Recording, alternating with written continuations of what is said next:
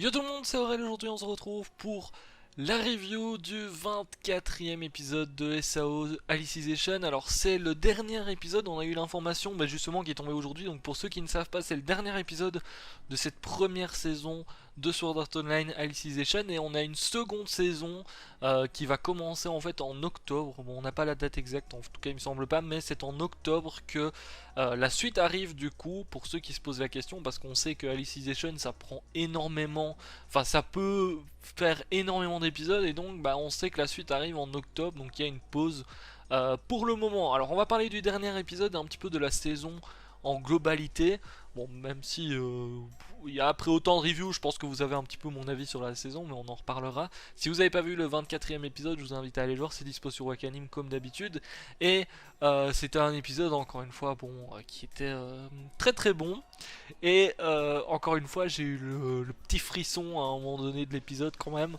Je m'attendais pas à ça, mais clairement, effectivement, j'ai eu le petit frisson, la petite larmichette qui arrivait petit à petit, même si bon ça s'est vite arrêté, mais voilà. Alors épisode assez surprenant pour plusieurs choses, on va y revenir. Bon, début d'épisode, on a Kirito qui redevient un petit peu l'épéiste noir, hein. Je sais pas si vous vous souvenez, il y a déjà quelques épisodes, on avait vu Kirito à un moment donné qui reprenait ses vêtements de SAO. Bon, le truc c'est que certains d'entre vous m'avaient dit d'ailleurs que c'était en fait de l'imagination.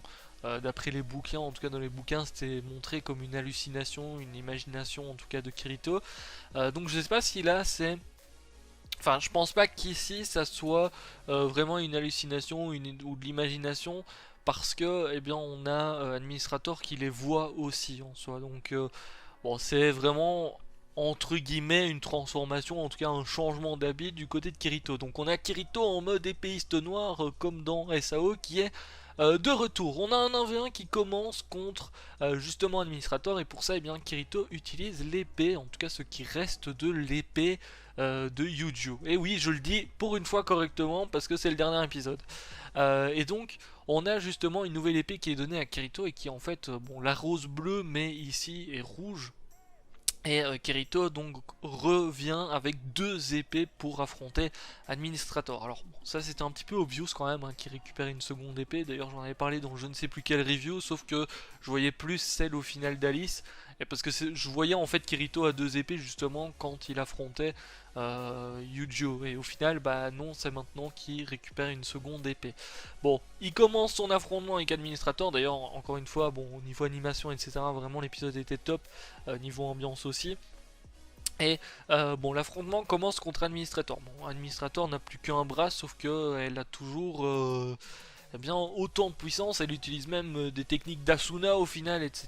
Donc Kirito, on se rend bien compte qu'il va avoir un petit peu du mal tout de même, et que il est clairement contre un adversaire bien plus fort que tous ceux qu'il a eu précédemment en face de lui.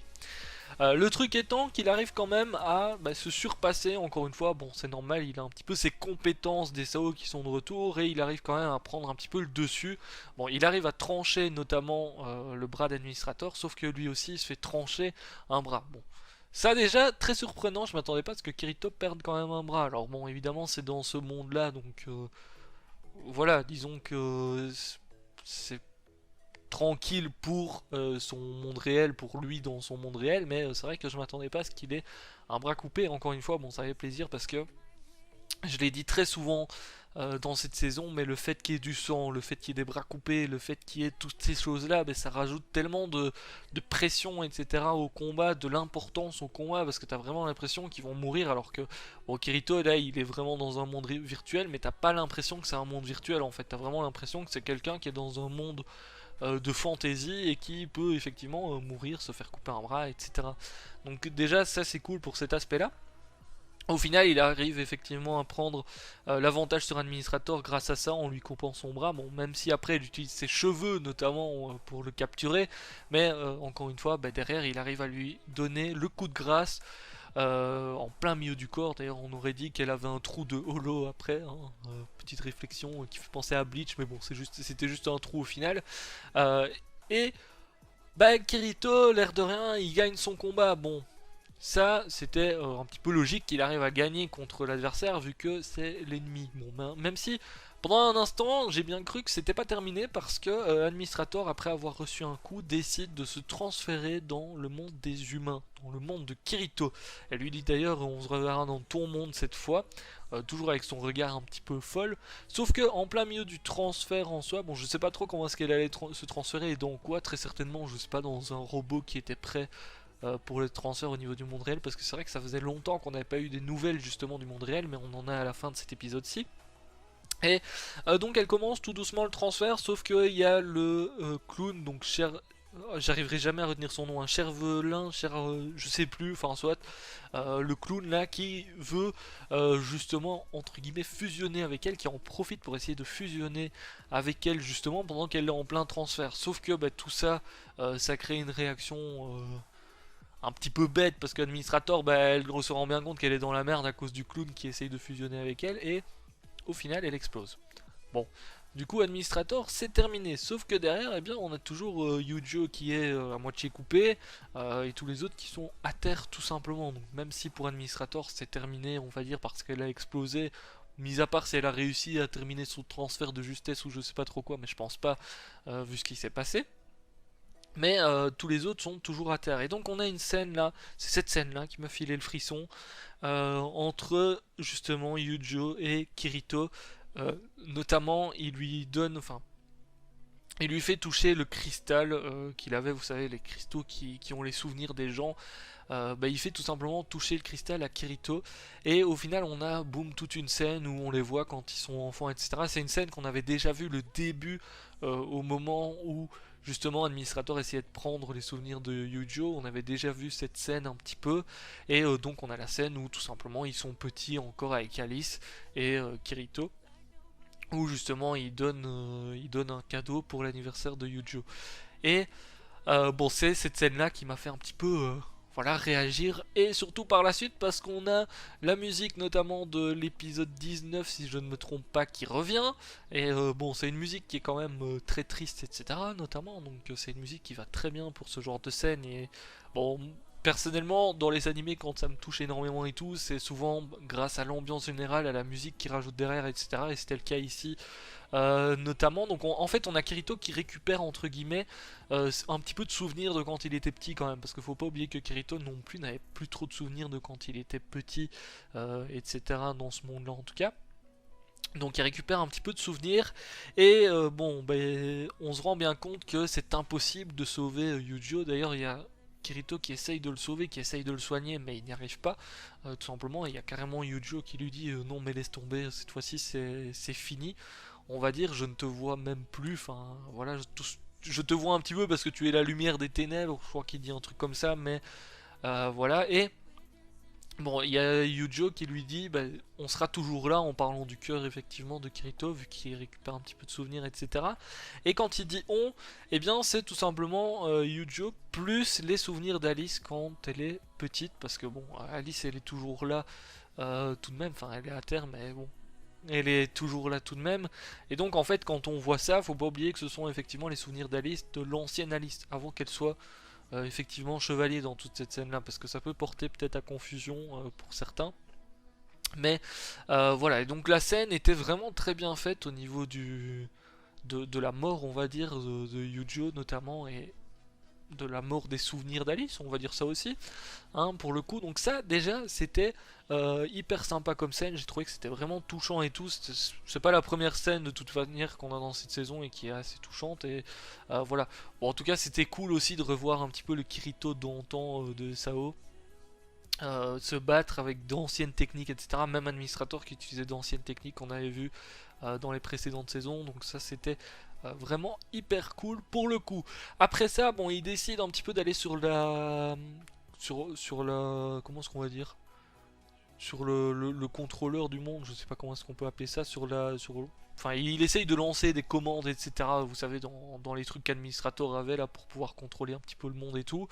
Et au final, eh bien, il contacte le monde réel. Sauf qu'il se rend bien compte que dans le monde réel, il y a quelque chose qui se passe aussi et qui est pas forcément cool parce qu'il entend des coups de feu. Tout simplement, et je vous rappelle que dans un des épisodes précédents, je sais plus c'était dans l'épisode combien, mais on avait Asuna qui était en train de manger et puis qui apercevait au loin un espèce de bateau de guerre tout simplement de quelqu'un. Et bon, on s'était arrêté là au niveau du monde réel, on n'avait plus de nouvelles il me semble depuis lors. Et donc là on entend effectivement des coups de feu, donc on a un petit peu la situation du monde réel qui est montrée notamment. Et on se rend compte que c'est la merde parce qu'effectivement il y a des soldats de... Je ne sais même plus c'est quelle armée pour le coup. Je sais plus, parce qu'il avait dit justement dans l'épisode où on voyait un bateau au loin, il me semble qu'il savait parler du pays ennemi, etc. Mais je sais plus, hein. Je suis désolé, ça fait longtemps et c'est vrai que quand on le mentionne qu'une fois, c'est un petit peu compliqué de suivre. Mais en tout cas, il y a des soldats pas bien gentils qui sont effectivement sur l'Ocean Turtle pour essayer de choper un petit peu tous leurs travaux et tout ce qu'ils ont un petit peu là-bas. Sauf que c'est un petit peu la merde parce que en faisant ça, ils vont aussi couper l'électricité. Et bon, faut pas oublier que Kirito, euh, il a besoin d'électricité en tout cas pour rester dans l'Underworld notamment. Et on ne sait pas ce qui peut se passer si, boum, d'un coup, l'électricité est coupée, sachant que son Flocklight, si je me trompe pas sur le nom, est actuellement dans l'Underworld. Donc est-ce que il va pas perdre un petit peu entre guillemets son âme ou quoi si effectivement l'électricité est coupée? Et bon, au final, il arrive quand même à parler un petit peu justement avec les directeurs le directeur de l'Ocean Turtle, qui lui dit un petit peu la situation. Bon, il comprend bien que c'est la merde, Kirito du coup, et d'un coup, il entend oh non, l'électricité va être coupée. Et à partir de ce moment-là, bon, il y a le directeur qui donne l'ordre d'évacuer un petit peu tout le monde. Malheureusement, il lui donne aussi le truc d'emmener Alice et de l'emmener je ne sais plus trop où dans l'Underworld, je sais plus le nom, hein, je suis désolé. Mais il faut absolument emmener Alice à un certain endroit, je sais plus le nom de l'endroit, je suis désolé, ça a une espèce de table aussi ou quelque chose comme ça, enfin je sais plus. Euh, Sauf que effectivement Kirito il est un petit peu perdu, puis là il y a la coupure d'électricité, hein, il coupe tout simplement l'électricité et malheureusement l'épisode finit là-dessus, on sait pas trop ce qu'il advient de Kirito, est-ce que effectivement il va perdre son âme, est-ce qu'il va mourir, est-ce que voilà, est-ce qu'il va vraiment disparaître, est-ce qu'il va rester du coup dans l'Underworld jusqu'au moment où on arrive à récupérer son corps dans le monde réel, parce qu'il faut pas oublier que son corps, enfin l'électricité va être coupée mais son corps est toujours là, donc je pense qu'il... je sais pas, en fait on dirait que quand on est dans son point de vue, on dirait qu'il va tout simplement disparaître de l'Underworld et je suppose qu'il va retourner dans son corps, sauf que mon point de vue ça serait que son âme reste, enfin son Flocklight reste en tout cas dans l'Underworld et que derrière il puisse encore accomplir des choses là-bas. Donc ça va être très très compliqué et c'est un petit peu bizarre effectivement comme fin. Moi je dois vous avouer que je trouve que à ce niveau-là ils ont entre guillemets foiré. Je dis entre guillemets foiré parce que il donnait énormément d'informations en fait par rapport au Flocklight, etc. Sauf que ça fait je ne sais pas combien d'épisodes qu'on n'a plus justement rien par rapport à ça au monde réel. Donc c'est peut-être un petit peu le point qu'ils ont foiré, c'est que là ça fait une bonne dizaine d'épisodes qu'on n'a plus parlé du monde réel. En tout cas il me semble pas qu'on en ait parlé, ou alors j'ai raté un truc.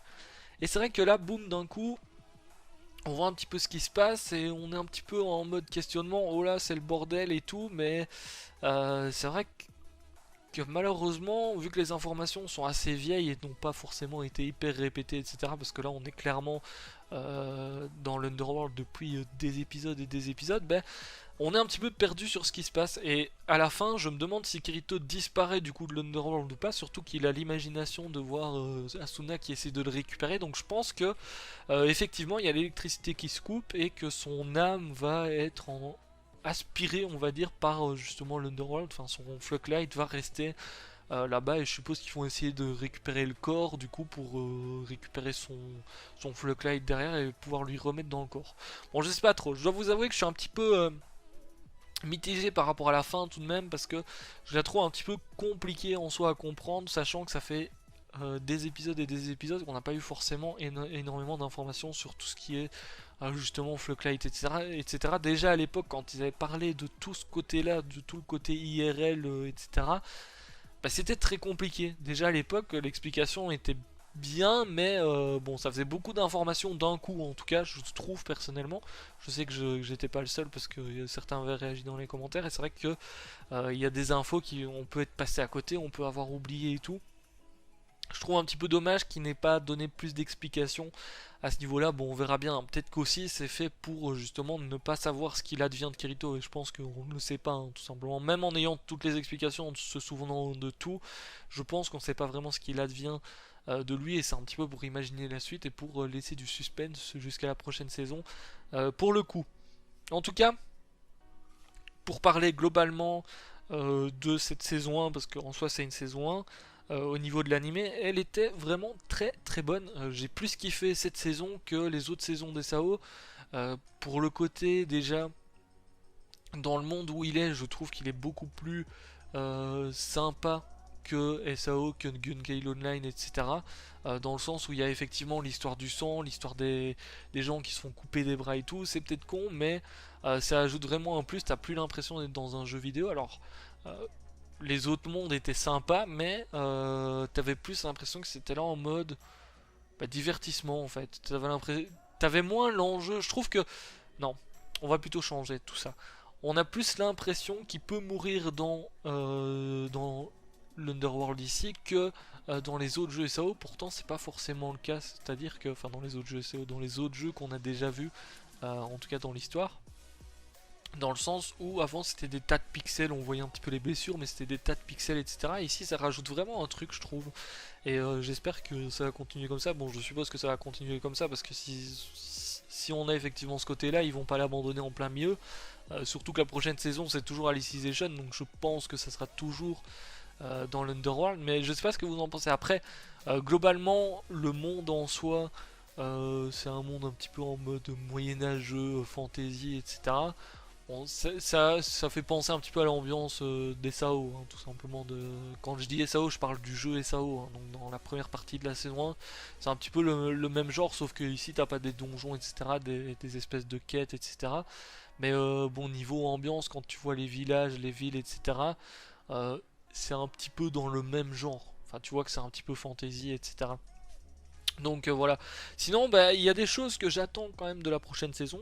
Déjà, c'est un petit peu plus d'explications par rapport au monde réel parce que ça fait très longtemps qu'on en a plus. Donc j'espère qu'ils vont revenir un petit peu là-dessus et qu'on va avoir des informations en plus, etc.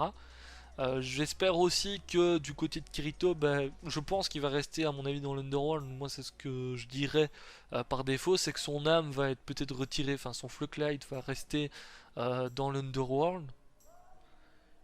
Et que derrière son corps va être sans âme entre guillemets jusqu'à un certain moment où peut-être ils vont réussir à récupérer son Flucklight, je ne sais par quel moyen. Bon, c'est vrai que c'est encore une fois cette fin est assez chelou. Hein, c'est assez chelou, je dois vous avouer. Donc n'hésitez pas. Hein, si vous avez mieux compris un truc comme moi, n'hésitez pas. Hein, les reviews c'est fait pour ça aussi parce que sinon moi, dans ma tête, j'attends la saison 2 pour savoir un petit peu vraiment ce qui se passe. Mais ouais, c'est vrai que c'était un petit peu compliqué. Je pense que je vais me remater plusieurs fois l'épisode d'ailleurs pour pouvoir peut-être mieux comprendre ce qui se passe, être moins perdu en tout cas. Mais bon, peut-être que c'est fait exprès comme je vous disais. Et globalement, sinon au niveau de la saison, j'ai bien aimé. Franchement, c'était cool de pas être centré que sur Kirito et son harem. Hein, si vous voyez ce que je veux dire. Parce qu'avant, en fait, on a souvent suivi Kirito. Et, et puis derrière, bon, il y avait d'autres personnages qui arrivaient, mais c'était que des meufs, etc. Et au final, on n'avait pas énormément d'informations quand on pense un petit peu à tout ça, parce que bon, SAO, effectivement, on connaît, enfin, on apprend qui c'est Asuna, etc. Donc c'est un petit peu logique. Là, on avait des informations sur d'autres personnages que lui, mais on apprenait à le connaître aussi. Mais en soi, il évoluait, mais pas énormément non plus. La deuxième partie de la saison 1, bon, c'est simplement il va essayer de sauver Asuna et là on rencontre un petit peu sa sœur, mais il n'y a pas vraiment d'évolution de personnage. Première partie de la saison 2, bon, niveau Kirito il évolue pas vraiment et on apprend juste un petit peu à connaître Sinon pour le coup, bon, ça restait sympa. Et la deuxième partie et la troisième, on va dire, de la saison 2, bon, il y a Yuki qui est effectivement qu'on apprend un petit peu ce qu'elle a, etc. Et donc ça c'est effectivement touchant et puis on connaît un petit peu le personnage, mais encore une fois, niveau Kirito on n'évoluait pas. Alors que dans cette saison on a un petit peu de l'évolution par rapport à lui, notamment dans le dernier épisode quand il essaye de plus commettre les mêmes erreurs, etc. Tu vois qu'il a un changement. On apprend à connaître Yujo aussi qui a aussi des changements tout au long de la saison, donc son personnage évolue, contrairement aux autres qu'on connaissait avant. Bah, les autres persos, ils s'évoluent pas vraiment. Alors que là, on a appris à connaître un personnage, plus on a eu son évolution derrière, même ici jusqu'à sa mort, j'ai envie de dire.